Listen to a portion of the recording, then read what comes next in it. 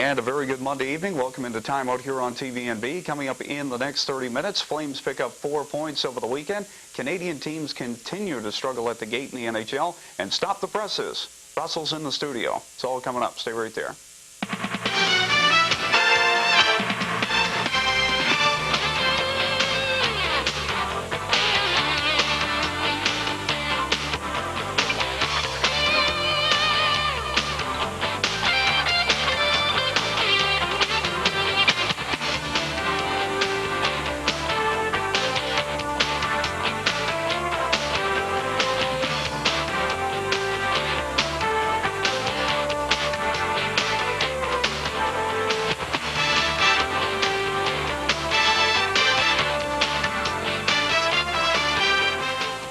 And a very good Monday evening. Welcome into timeout here on TVNB. Nice to have you tuned in. Our brand new time here on TVNB. Don't forget to tell your friends we start at 7 o'clock this year. And we'd like to welcome into the studio Russell Press. Russell, nice to have you here. It's great to be here. Thanks, Jim. Let's tell people a little bit who you are. Of course, you're the head coach of the Junior B entry here in the league for St. John. Tell us a little bit about yourself. Well, I moved to St. John. This will be my third winter. First winter was the ice storm winter, so it was... a good impression of the city. It was a great impression, yeah. So it's only gotten better since then. I come with a fairly decent hockey background. I grew up in southern Ontario, southwestern Ontario, just outside London, and a great minor system, and played all through the junior ranks, starting at age 15 in the junior C level, and went up through junior B and tier 2 junior A and major junior A in the Sioux, and I played 3 years of university hockey at University of Windsor. Excellent. Before I went over and toyed with pro over in Sweden for a while. So yeah. How were things over in Europe? Just kind of give us a feel, because I mean we've had some local guys go over to Europe and play that couldn't really crack in with the team here in the AHL. Had the potential, but maybe just a little too small. Andrew McKim is one name that comes to mind. St. John boy, and he's playing over in the league with Germany right now, and having great success over there. What's the big difference between, let's say, AHL hockey here and what they play over in Europe? I'd have to say the intensity level, Jim. The intensity level in the AHL, I fall into that category. I was a little too small, especially for a defenseman. Actually, a lot too small for a defenseman. And so I took the opportunity to go over to Sweden. And when I arrived over there, I felt the intensity level was lacking compared to over here, even from major junior, even really from the upper echelons of CIAU hockey. Just for example, I mean, they give you coffee between periods, and trainer comes around with a little cup and gives you coffee. Really? And that between periods, and that's I was in Division I, and that happens in Elite Serie and all through European hockey. But I think the intensity level of the game is pretty tough when you're playing on an ice pond the size of Lake Superior. To keep the intensity level. For sure, the intensity level and how the game's viewed. There's not quite the spotlight in the expectations, I think, on the game like it is when you get up into the A and the I and even the East Coast League as it is over here. Coffee in between periods. Yeah, it's different. It's hard to get used to. Really. No Gatorade, you'll be having coffee this week. Yeah. Let's talk a little bit about the Junior B team. Of course, the schedule is getting ready to kick off here next month. Give us an overview. If someone's sitting at home tonight thinking, well, you know, I'd like to get out and check out some Junior B hockey. It's always been good. It's been here for the last couple of years. This will be the third year for it. What can they expect when they get out on the ice? They can expect from our team, a team that's not going to be outworked by any team in the league. We don't have a big team, which plays right into my coaching style. That's what I've been up against my whole career, and I've been able to overcome it, and I've learned a few tricks of the trade. I've had great coaches, and I'm going to pass that on. I'm going to share the knowledge that I have with the team. Like I say, we're not going to be outworked. We're going to be a physical team more than just with our bodies. We're going to outthink teams. We're going to be quick. We're going to be a punch in and punch out type of team, and we're going to be a team that just plays to the end of the buzzer in all 3 periods, and take each shift at one at a time. And I got a great group of guys. All the guys on the team are dedicated, and have had opportunities to play elsewhere, and have still come back to decide to play with St. John in front of their friends and family. And if we can get a few more folks out to the rink, I think we're going to have a real good season this year. Going to be playing out of the LBR this year. We want to remind everybody because for the last year, I know last season, they played out of the House of Pain at the Lancaster Arena. A little cold over there, but the LBR, a little bit more of a friendly confine, a little bit more space to walk around. And, you know, I mean, when people go to a hockey game, yeah, they're there to see the game, but they're also there to socialize and say hello to somebody they might not have seen for 5 or 6 days. Tell us about the goaltending. Goaltending, always a big question for teams when they're coming into a league. Who are your goaltenders, and what do you expect of them? Well, Matt's our leading goaltender. He's been with the team since it started. And John Caldwell, the owner of the team, he brought Matt to me the first year that the Junior B club started, and showed great versatility. We've got to trim him down a little bit. He had a great summer, and we've got to trim him down, and we're working on that. And I got another goalie this year, Ryan Steele. Unfortunately, Ryan's going through a tough time with his family right now, and he's got the team support and everybody involved with the team supporting Ryan. His mother recently passed away, so he's been out of the lineup for a week. But he's coming back. He's a great personality. He's a goaltender that plays a completely different style than Matt. I didn't want to have the same style, so that if a team was picking the holes with Matt, I was going to put somebody in there that the same holes would appear. So I went with a goalie that's a little bit taller, plays a little bit more stand-up than Matt does. So if Matt's having a hard night, or if a team's sort of figured Matt out, we'll throw Ryan in and give him something different to look at. Yeah, a little bit of versatility. Never hurt anybody. You'll remember Ryan Steele. As soon as you said the name, it kicked back to a game we saw at the KV Arena. Ryan played high school hockey, I believe, for St. John High School. Played an excellent game. I remember they were playing against KV. The game went into double overtime. He literally stood on his head. And I remember after the game, he was just, you know, of course, you take the gear off and you could grow rice underneath his chin, you know what I mean? And I looked at him and I said, you know, what was the one thing that kept you in there? I mean, you had to be getting tired out there. He said, you know, got to play for the team, man. Got to love the pride. So absolutely, it sounds like you got a real good goaltender, and we wish Ryan and all his family the best on that sad news of his mother recently passing away. Are you going to be going with, I know it's always hard to say because if a goaltender gets off to a hot start, you want to keep him in there and you want to keep him active, but is it going to be a rotating goaltender system? Or? Yeah, it is. It is. We've got a lot of different styles and a lot of different systems that we want to bring to this team. A very smart team, a team that learns things rather quickly. And in keeping with that, I want to change it up with the goalies. Don't want to give, once they crack our blue line and get in deep, I don't want the other teams to have an easy time of it. So we're going to shift things up a little bit. Perhaps a game on, game off.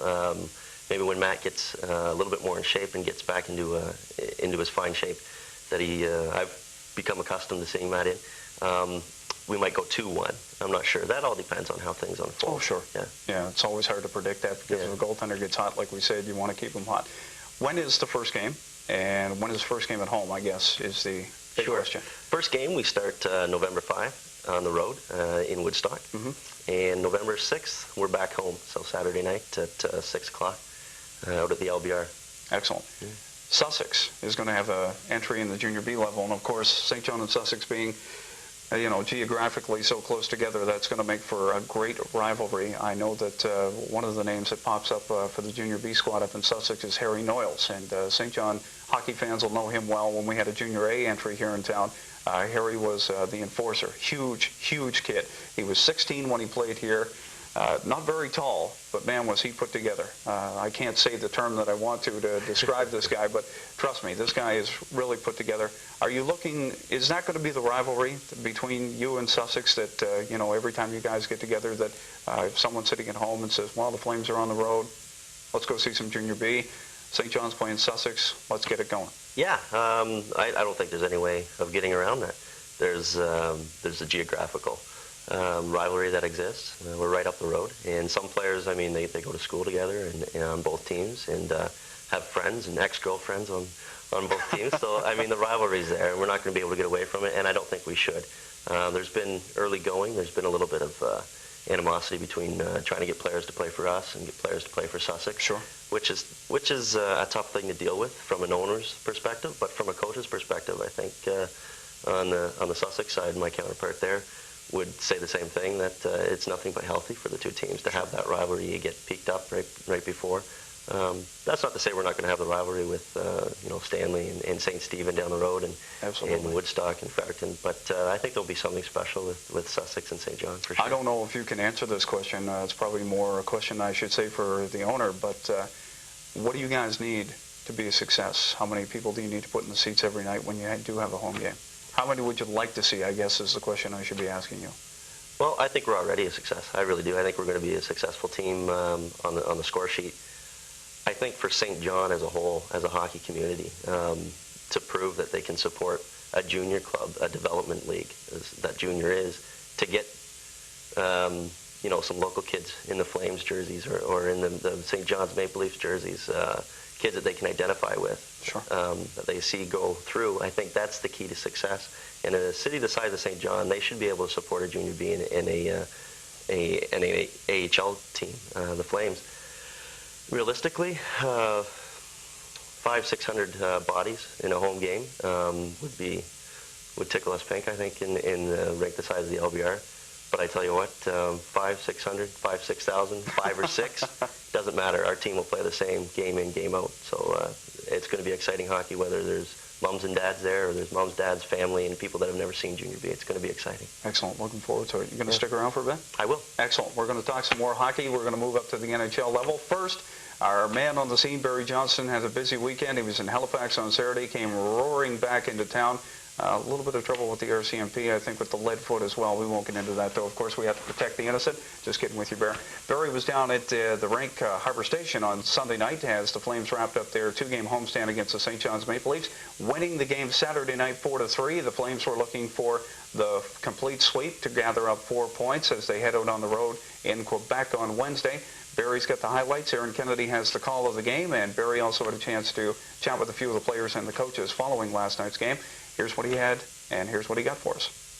The St. John's Maple Leafs were in town for a doubleheader against the hometown St. John Flames. The Leafs go down, falling to the St. John Flames 2 games on the weekend by a score of 4-3 on Saturday night, and on Sunday night they went down to defeat by a score of 4-2.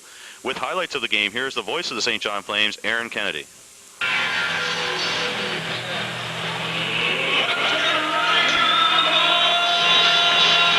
Controls on the left wing boards, gives it to DJ Smith. Wrist shot, knocked down in front. They score! Jason Bonsignor. What tremendous hand-eye coordination by Bonsignor. That initial point shot by DJ Smith did not get to Giguère. Bonsignor knocked it down out of midair. Zone. Eglin moves it behind the goal. Petrovicki in front for Chiron. Knocked away, and here comes Kalmakov skating it to center, and he got decked by Lee Sorokin. Huge open ice hit by the Flames defenseman. Salloway top of the right circle. Domicelli to the front of the net. Across for Sorokin. Back to Chiron. Fans want a shot. There it is. Save, rebound. They score!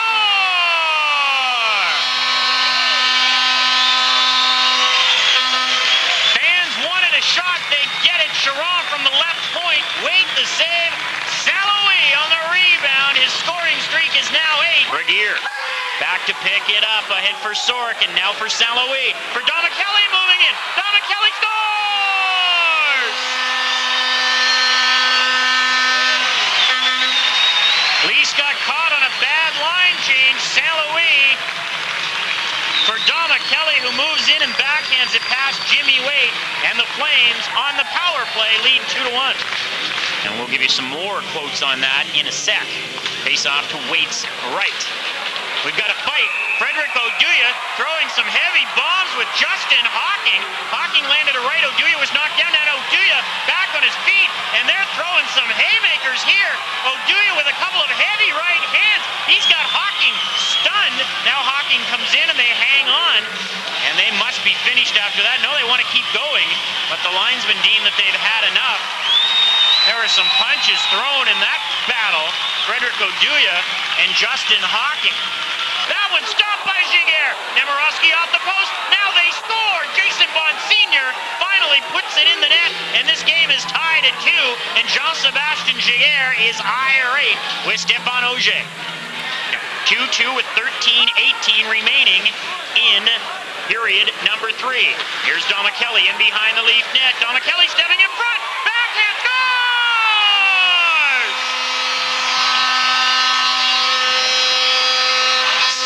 Sensational individual effort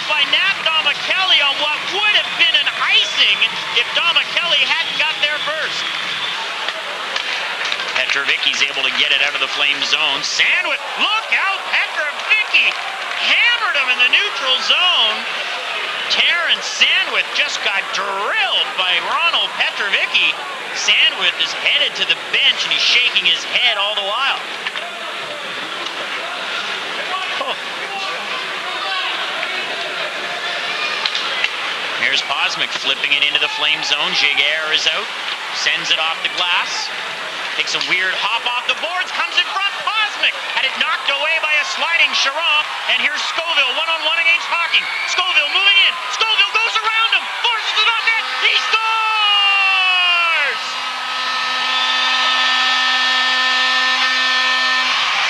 Highlight reel tally by Darryl Scoville. The first short-handed goal of the season for the Flames. They lead 4-2. And the St. John Flames are going to extend their undefeated streak to 6 games, a 50-shot barrage tonight, and a 4-2 win. And thank you to the voice of the St. John Flames, Aaron Kennedy, for those highlights. The Flames were 2 for 8 on the power play tonight and did score a shorthanded goal, and that was courtesy of Darryl Scoville on a nice second effort to put the icing on the cake for the Flames, and that made the score 4-2, which was the final here at Harbor Station tonight. After the game, we had a chance to talk to Jean-Sébastien Giguère, who only faced 24 shots tonight and saved 22 of them, as 2 of them did find the twine behind him, but it was a relatively easy night, and he does talk about a little bit how it's hard to stay focused while only facing a few shots. Jean, you've come off of 2 wins this weekend. You must be feeling pretty good after that, and how's the team morale now after 2 wins in a row?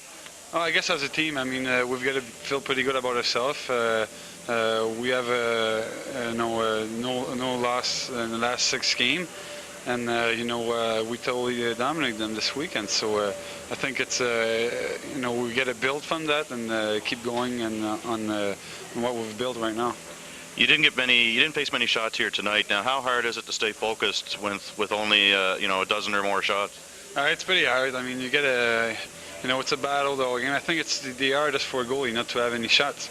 I'd rather having 40 shots than having 12 shots, but it's something I want to work on this year. It's something I had trouble in the past, and I just want to play better in those situations. Obviously, you're only facing a few shots in a game now. That obviously says something for the defense on the team. Yeah, I think we're playing as a team. We're playing great defense, and we spend so much time in their zone by shooting a lot and everything that we have possession of the puck so much that it makes the other team not shooting as much. We also had a chance to talk to Rick Vibe after the game, and when he was asked, "Are you happy with getting 4 points out of the weekend?" his response is a little bit funny, and he says, "Well, as far as I know, in 2 games on the weekend, all you can get is a maximum 4 points." I guess you can't ask for more than 4 points out of a weekend, Coach. Well, I don't think you can get any more than 4 when you play 2 games. But we played 2 very fine games. Our defense was much better than it was last weekend. We gave up far fewer scoring chances than we did last weekend, and our offense was excellent. We put a lot of shots at their net. And both games kind of looked like, well, you weren't going to get rewarded for what you did, but good teams find ways to win in those situations, and we found a way to win both games despite times being frustrated. So the St. John Flames take a possible 4 points out of this weekend here at the station against the St. John's Maple Leafs by scores of 4-3, 4-2. And their next opponent will be the Quebec Citadels. And the Flames are going to be looking for a little bit of revenge there because their first road trip of the season, Quebec did beat them. So the Flames are going to be looking to get even with the Quebec Citadels. And that game takes place on Wednesday. And you can hear all the action on with Aaron Kennedy, the voice of the St. John Flames, on Country CHSJ 94.1. So from Harbor Station, I'm Barry Johnson for a timeout. And welcome back into the second half of timeout here on TVNB. Russell Press, head coach of the Junior B team. And we're going to dive into some different conversations here. Of course, the World Series still going on.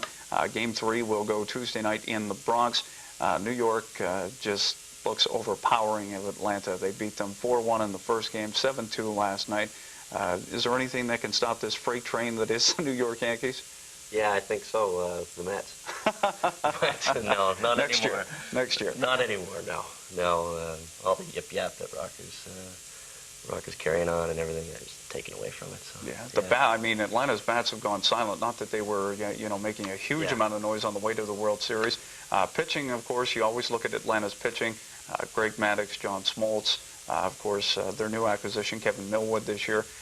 He got rocked last night. I mean, only lasted 3 2/3 innings, and they had to pull him up from Mulholland. So, I mean, where does Atlanta go from here? Or do they just kind of put their hands up and say 2 in a row for New York? a little too early to call, but maybe there's a little bit of championship weariness going on for a team to keep going back, keep going back, keep going back. Maybe they'd rather be other places come October. Yeah, that's quite possible. Yeah. Cold in Atlanta. Couldn't believe how cold it was. The boys were all bundled up, and Joe Torre had the towel around his neck. Anyway, it's going to be cold in New York. You can be guaranteed of that. That's right. Game 3 goes Tuesday night.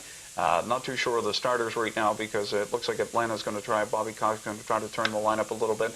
Tom Glavine, of course, was supposed to pitch Game 2. He came down with a bad bout of the flu, so we're going to have to wait and see. And of course, we'll talk about it when we get back here next Monday. Flip the page over to Canadian NHL teams. We'll stick with hockey. You look down the lineup. Calgary is the one that sticks out in my mind right now because there was a report on last week. Calgary had a season ticket base of 16,000, over 16,000 3 years ago.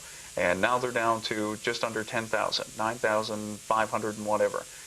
They've done the same thing out in Calgary, what St. John has done here, 4 for 44 nights, except I think it's 4 for 63 night out in Calgary.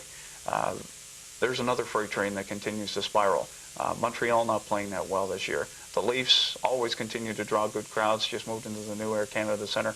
Edmonton, right on the bubble. Ottawa, full house every night. They're playing extremely well. Is it coming down to a point where the Canadian teams are just simply going to have to say we can't compete with these American markets and the dollar anymore, and are we going to see maybe 2 teams left out of the possible 6 that we have right now? It's a possibility. It's a chance that it could happen. I think all of us would say we hope not. But, I mean, you can't lose 7,000 season ticket holders in Calgary. Yeah. In a small market team in Edmonton. I think it's only a matter of time. Edmonton's overachieved. So I think it's only a matter of time before you start to see that team get off the bubble and actually sink. Ottawa's had its troubles. It's continuing to have its troubles with Lexi.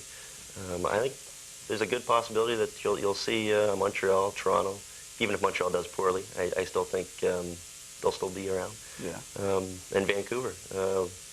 I think a three-team Canadian contingent, sadly, is the way it might go. It's hard to imagine. I mean, there were so many teams, and at being Canadians, we like to take great pride in that, Canada's our game, don't mess with it. But, I mean, you look at those, moguls down in the States, Disney backing up the Anaheim Mighty Ducks, Ted Turner, of course, putting in the Atlanta Thrashers this year. I mean, Ted Turner alone, who, wrote $1 billion check to the UN and it didn't bounce. I mean, so you're talking some big money here. Is the league becoming saturated? I mean, is it just becoming overflowed? I mean, you look at, there's 32 now. Minnesota's coming on next year. Are they killing the league slowly? Absolutely. Absolutely they are. They're killing the league that, from a perspective of even me being just barely 30 years of age, can remember a league that every game was tough, and it was Canadian old-time hockey style. And people that remember that out in Calgary or out in Edmonton, they're not gonna go and watch teams that just don't put out, that don't have the caliber, that in cities that can't afford to pay the big bucks. I think it's a good thing that there's teams like the St. John Flames and the St. John's Maple Leafs and Quebec's squad, because I think that's where we're going to see our professional hockey for centers the size of us. You can't afford to take a family like myself to take my wife and my 2 daughters to watch the Leafs play. I couldn't afford to pay $400, $500 for a night out. That's just crazy. It's expensive. And that's not the name of the game. That's not what we grew up with here. And if it's going that way, good riddance. Let's keep the Maple Leafs in St. John's and the Flames here in St. John, and let's support our professional hockey at that level. And of course, keep the Junior B action going as well. You got to fill the sweaters. That's right. Absolutely.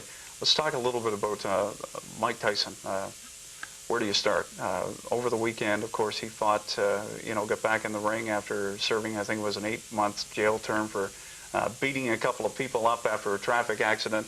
He gets back at last one round. At the end of round one, the bell went. It was obviously a late hit that he threw at his opponent. He gets rocked. He falls on the canvas. Falls down. They say he pulls his knee. Now, the thing that amazed me as I saw the replay 15,000 times on Sunday, if he racked his knee when he initially fell, this guy walked around the ring about 3 times while everybody was trying to sort things out. Gets back to his corner, sits down, strap the ice pack on him. Now all of a sudden he can't move. His knee's too sore to continue. I mean, should we put Tyson in a cage and like charge admission? I mean, has he become like a sideshow freak, or like, I mean, is there any chance that this guy will get back to his roots and where he became the youngest heavyweight champion of the world, or is he just too far gone at this point? Oh, he's too far gone, and well before this point, I think, Jim. He's already in a cage, and we're already charging admission, and Don King's the gatekeeper and holds the key to that cage. And yeah, I mean, come on, boxer pulling a chute because he hurts his knee. He takes 15, 20 shots to the head and kills numerous brain cells nightly, and because he pulls his knee when he falls to the mat now. Yeah. That's garbage. I think we've got to, as sports fans, we've got to buck up and pay to see things see the athletes that are really working to be professional athletes, to better themselves and to better provide realistic entertainment. It's just garbage. Would you ever pay for a ticket? To see Tyson? For a heavyweight fight, period. For a heavyweight fight, sure. I would pay for a heavyweight fight, sure. I would pay to see the smaller guys. I like the middleweights and the guys that throw a few more punches, sure, and it's a little bit more active. Sure, I would pay. That's a tough sport. There's no doubt about it. Just ask Rocky Thompson. But sure, I would pay to see that, but not to see somebody go in there and clown and know the outcome before I lay out my 50 or 60 bucks. Russell, it's been a pleasure, John. thanks for your time. No problem. Wish you all the best in the upcoming season. We'll see you at the rink for sure. Great. Don't forget, that's Junior B hockey. They're going to be playing out of the LBR this year, so make sure you get down and support the local boys. That's it for our time. 30 minutes has gone by. Barry Johnston will hopefully be back to join us in a couple of weeks. He's hard at home hitting the books probably right now, so Barry, keep studying, buddy. We wish you all the best. And we thank you for dropping by this week. We'll talk to you again next Monday at 7 o'clock for Time Out right here on TVNB.